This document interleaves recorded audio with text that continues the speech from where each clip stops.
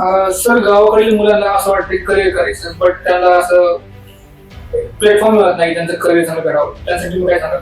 बरोबर. आता भरपूर म्हणजे ऑलरेडी आम्ही भरपूर ठिकाणी ऑलरेडी कॉलेजला काउन्सिलिंग वगैरे केली. भरपूर मुलांचा प्रॉब्लेम काय असतो की सर असं कोणतं करिअर आहे की सर मी ते घेऊ किंवा शिकू.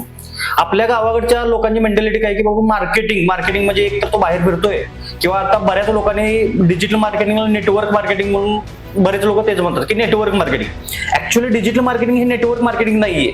नेटवर्क मार्केटिंग हा पूर्ण पार्ट वेगळा आहे. त्याच्यानंतर साखळी मार्केटिंग वगैरे ते भरपूर सारखं आहे, ते पार्ट आहे. पण डिजिटल मार्केटिंग ही फील्ड तशी नाहीये. कारण बऱ्याच लोकांना मार्केटिंग म्हटलं की एकतर बाहेर फिरायला लागेल, कुठला तर प्रोडक्ट विकायचं, हीच मेंटॅलिटी आहे.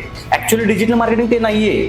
आणि आपल्या बऱ्याच आजूबाजूचे जे लोक आहेत त्यांना माहितच नाही, अवेअर नाहीये की बाबा डिजिटल मार्केटिंग म्हणजे काय.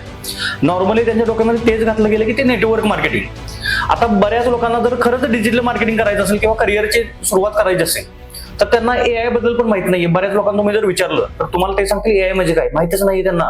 म्हणजे काय, अशा काही मुलांना तुम्हाला त्यांना गाईड करावं लागेल की बाबा एआय काय करू शकतं.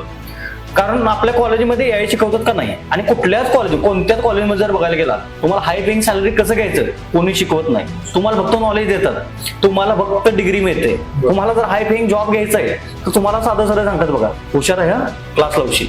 म्हणजे काय, कॉलेज फक्त डिग्री देत आहे. तुम्हाला जर हाय पेइंग सॅलरी घ्यायचं आहे किंवा चांगला जर जॉब मिळवायचा तर तुम्हाला स्किल हे शिकावंच लागतं. आणि स्किल हे असं शिकायचं जे आता फ्युचरमध्ये चालू आहे. ते स्किल जर शिकला तर तुमचं करिअर होतं, नाहीतर करिअर खूप अवघड आहे.